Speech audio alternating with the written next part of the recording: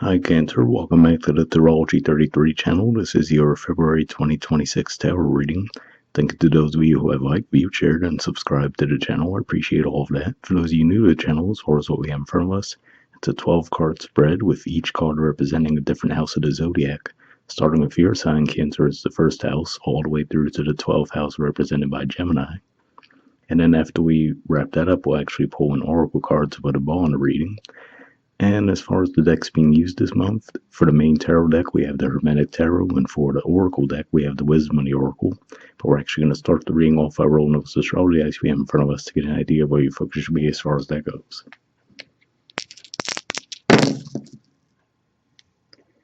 Alright, we have Sagittarius.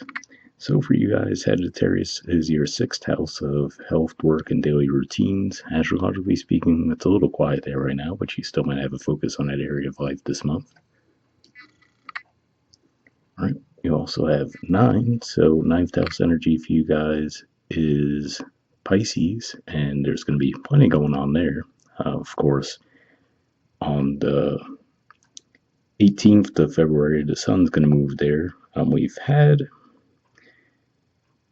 Saturn there. It will actually move into Aries on the 13th of February, but it's been there for a couple of years. And then also Neptune's been there for a very long time, just moved into Aries.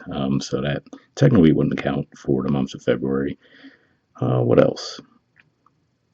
That's pretty much it. But yeah, like I said, plenty going on. Well, actually, no, there's going to be a Mercury retrograde as well in Pisces starting the 26th. So Mercury's going to move in there at the end of the first week of February, and then retrograde will start on the 26th. Venus actually is going to be in Pisces starting on the 10th, and yeah, all right, now that's it. But again, plenty of energy going through your ninth house, all right? And ninth house in general, if I forgot to mention, it's philosophy, higher learning, and foreign affairs. And speaking of Neptune, yeah, like I just said, it's been in Pisces for quite some time, and it's just newly moving into Aries once again, where it's going to be there for the long haul now. So might as well put that as a 10th house energy.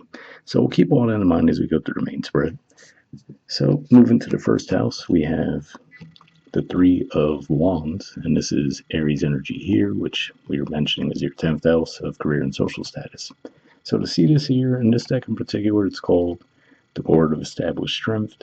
So yeah, it could just be saying that you guys might actually be seeing some positive momentum within your careers this month, or at least putting more of your time and energy into that area of life. And it doesn't necessarily just have to be related to career either. It could just be saying that you're taking on more of an active role in your lives, being more action oriented.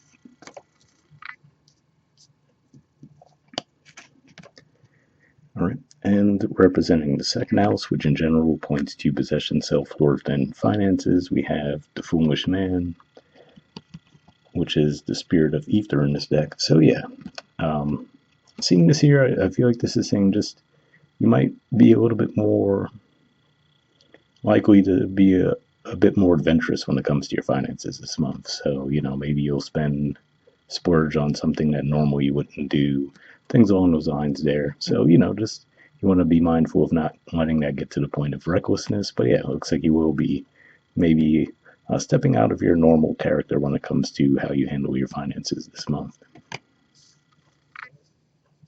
At the very least, like we said, maybe spending money on something new that you typically wouldn't have done. Representing the third house, which in general points to communication, short journey siblings, we have the Wheel of Fortune, which is Jupiter energy, referred to as the Lord of the Forces of Life in this deck. And Jupiter has been in your sign actually for quite some time. And not only that, it's been retrograde for quite some time. It's finally going to start its direct cycle on the 10th of March. So you still have a little bit more time to go with that, but this could just be saying maybe you're going to be having some discussions around seeing things turn around in your lives. Maybe something you've been waiting for news on for a long time will finally start to come through this month. At the very least, discussions on how to move forward. So even if they don't start this month, I feel like at the very least there will be some discussions around putting something into motion in the near future.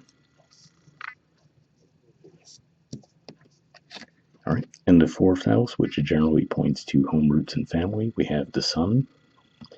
So In this deck, it's referred to as the Lord of the Fires of the World. And yeah, to see this in your fourth house, you guys naturally rule the fourth house for one. But on top of that, to see this energy here, I feel like this is saying within your home environment, you're going to be feeling revitalized, refreshed, maybe just having a good time, more light, playful energy when it comes to your home environment and family this month.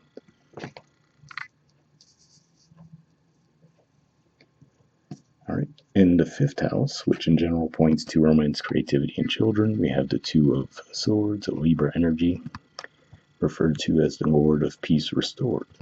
So, this is a good sign to see, especially if this is around romance or maybe even, if you had a falling out with children. For those of you who might have children who are a bit older, I feel like this is saying that there could be some balance restored there too, which will go along with the fourth house theme we saw as well. So that definitely looks like a positive shift in momentum there as well. And even around your creativity, right? So maybe if you've been feeling a little bit disconnected from that recently, you might actually start to feel like the creative ideas start flowing to you again, which, like we said, again, could partially be due to the fact that Jupiter will start direct motion for you guys in March, and also the fact of maybe having Saturn moving out of your ninth house, which could stifle creativity a little bit. So maybe as that starts to take place around the middle of March, in the middle of February, you'll start to feel forward momentum there as well. So with the sixth house, which came out with the dice as well, we have the Knight of Cups. So this is Piscean energy here, and in this deck it's referred to as the Lord of Waves and Waters. So seeing this here, I feel like this is saying for some of you, maybe you want to be around water this month, if you can do so. Just in more of a cleansing way, right? If possible. And then I would say on the other side of that, right? Like, let's say if you have a habit of, let's say, drinking, right? Maybe go a little bit lighter on that this month. But seeing this energy here, to me, looks like there'll be a nice free flowing energy for you guys this month. And I feel like this is also encouraging you to embrace that energy around your work and your daily routines as well. All right. In the seventh house, which points to partnerships, contracts, and relationships, we have the Seven of Pentacles, which is referred to as the Lord of Success Unfulfilled. So seeing this here, I feel like this is saying that this might not be the best time to sign contracts, which, like we mentioned as well, there's going to be that Mercury retrograde coming up toward the end of February. And then, of course, we have the fact that it'll be in shadow prior to that in the month of February as well. So, and putting that together, what we were talking about with the third house, right? This might be a really good time to start discussing those things, right? Especially if you start to get news on them. But you might want to, if possible, at least delay actually signing it, or again, making sure that you actually read everything over thoroughly to make sure that nothing's being missed there.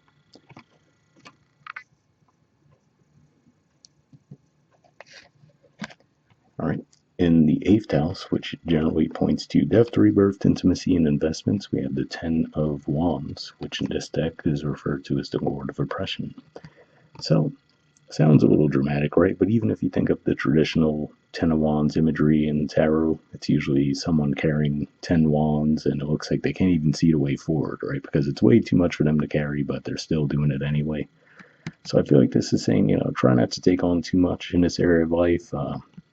Now, given what we were talking about with some of these other energies as well, especially the Fool in the second house, right? I feel like this is also a cautionary thing when it comes to maybe starting new investments in the month of February as well. You might want to delay those too. And it could just be as simple as, not that, it's going to be the end of the world if you do. But again, going back to what we were saying with Jupiter in your sign, starting forward motion around the middle of March, it could just be as simple as saying, hey, you might think this is a great investment today, but then something better could come along next month, right? So just something to be on the lookout for there. Again, doesn't mean that you have to not do it, but I feel like discernment would be the key with anything like that, which is usually a good thing to take on anyway.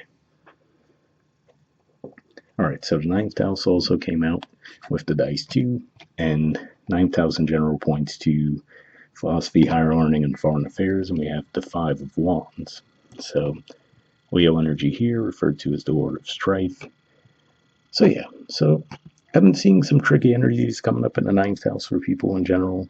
And again, given the topics that it relates to, right, I feel like this might just be pointing to the general climate that we're in, right, where, just as a generic example, the way we're starting to see two people could watch the exact same video and have wildly different interpretations of what they saw, right? So something like that. And then that could lead to fighting and disappointment, quite frankly, too, right? Like, how does this person not see what I'm seeing, right? So things like that. So this could be a source of attention for some people in that area. So if you do feel that, just try to withdraw from it and know that the Five of Wands energy is more of a short-lived energy anyway.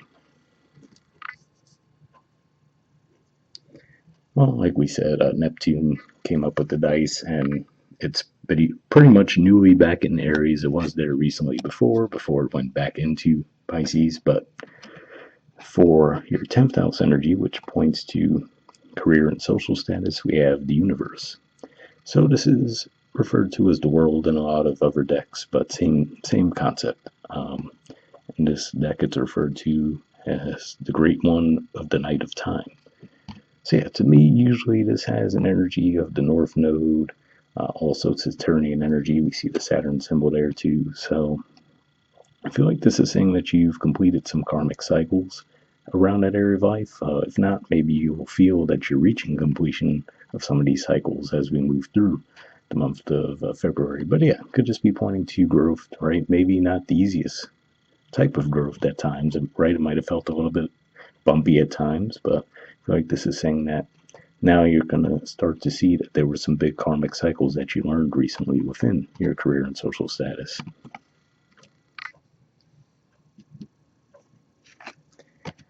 Okay. For the 11th house, which generally points to friendships, groups, hopes, and wishes, we have the Emperor. So Aries energy here, which we were just talking about with the Neptune dynamic and everything as well. But this deck, it's referred to as the sun in the morning. So yeah, so seeing this here, I feel like this is saying it could be going a couple different ways. Maybe some of you are going to be entering into a leadership role, and then in doing so, you'll start to mix and mingle with different groups that maybe you hadn't up to this point. Or for others of you, this could just be saying that you might actually befriend someone who's in a leadership position. But either way, I feel like it's going to be a positive dynamic playing out for you guys this month.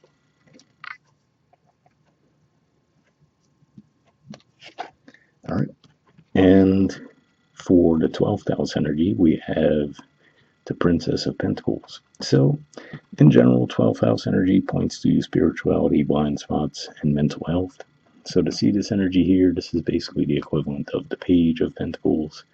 This deck is referred to as the Princess of the Echoing Hills. So, to see this here, I would say for some of you, this could just be saying on one hand, you might have a lot of financial topics on your mind this month, right? They could just be nagging at you in the back of your mind, even if you're trying not to think about them, right? And we do see some dynamics that could be pointing to that. And you might feel like you're out of your depths in some way too, right? So that's why, for example, going back to what we were talking about earlier, maybe this wouldn't be the ideal time to jump into an investment, right? Unless you really look it over or have someone who's a professional in the field to look over these options that you're weighing, right? So it's one thing to present the idea, right? So again, like I said, maybe you feel like doing something a little bit out of the ordinary when it comes to finances, but I feel like at the very least, this is a good indicator that you can, at least seek the advice of others. And even if you ultimately still stick with the decision that you made, I feel like at least seeking the advice of others would help you feel more solid about it as well in the long term, regardless of how it may turn out. All right. And bottom of the deck, we have the Four of Wands. So this is Aries energy again here, and it's referred to as the Lord of Perfected Work. So this is definitely a strong energy to see here. And again, like I said, it could be another indicator that for some of you, there's going to be some positive momentum within your careers. And interestingly enough, beneath that, we have the Chariot, which is the major arcana card for your sign. So yeah, so for some of you, if you felt like things have been a bit stagnant for you guys recently, I feel like this is saying as we progress through this month and then possibly even continuing into March, you'll start to see that momentum building. But we'll see what the Oracle card adds to the mix. So like I mentioned, We're going to pull a card from the Wisdom Oracle deck. I'm just going to give this a few more shuffles, then we'll put the deck down, cut the deck, and pull a card.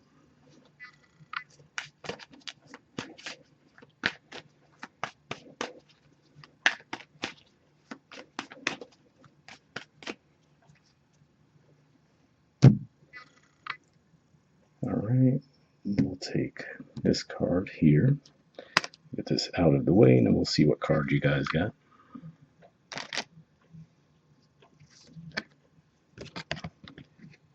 Okay, we have Flexible. There's the artwork, and the number is 19. So we'll see what this has to say.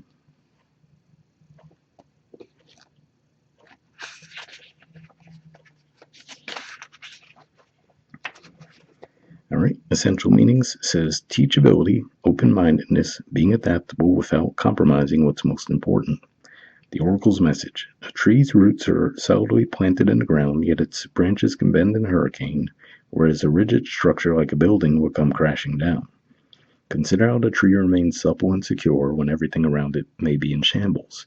This is how you need to be now, willing to learn new things, teachable, malleable, yet firmly grounded in who you are. Common sense is important, but so is an open mind. Stay curious, stay open, stay aware. At this time, others will be more flexible with you too. So it's a solid message there because, like I said, for some of you, I feel like this might be playing out in more of a financial way as far as if you're thinking of investing, right? And maybe feeling a little bit out of your depths in that regard. I feel like that, like I've said, that might be a good time to consult with professionals, right? And even, like I said, if you ultimately go with what your initial hunch was anyway, at least you'll feel a little bit more solid about it after getting feedback from others.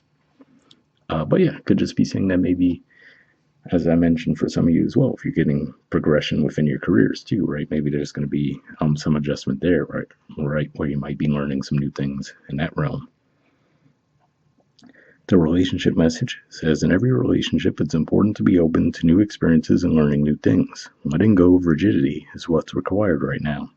You don't always have to be right all the time, do you? It's okay to come to a happy compromise. You can still get your needs met. It's a beautiful day when you meet halfway. The appearance of this card in a reading could also signal that you have met someone new who may not be your type, but it will turn out to be so special that you can easily release your old ideas about what sort of partner is right for you.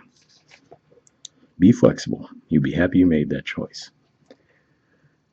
So yeah, looking at the relationship houses, like we said, there's the Seven of Pentacles, although for some of you, I feel like that was more of a financial type contract dynamic than a romantic one, but we also do see the Two of Swords, right? Which fifth house also points to romance a lot of times, and we have Lord of Peace restored there. So hopefully that message resonated with you guys. And then the prosperity message says, even when you have a clear vision of how you're going to manifest something, what it will look like, who will share in it, and what will then be available to you, you still need to relax and open up to other possibilities. Spirit may have much better plans for you.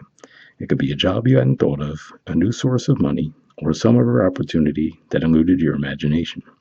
Be flexible and remind yourself, this or something better manifests for me now. Then be willing to bend a little. Enjoy the miraculous results. So yeah, so that message seems to align with what I was saying as well, as far as Jupiter getting ready to shift direction in early March. So that could definitely help as far as that goes as well. And then, like we said, even just getting some of the heavier energy out of your ninth house. But hopefully that resonated with you guys. We'll wrap up there. All right, bye.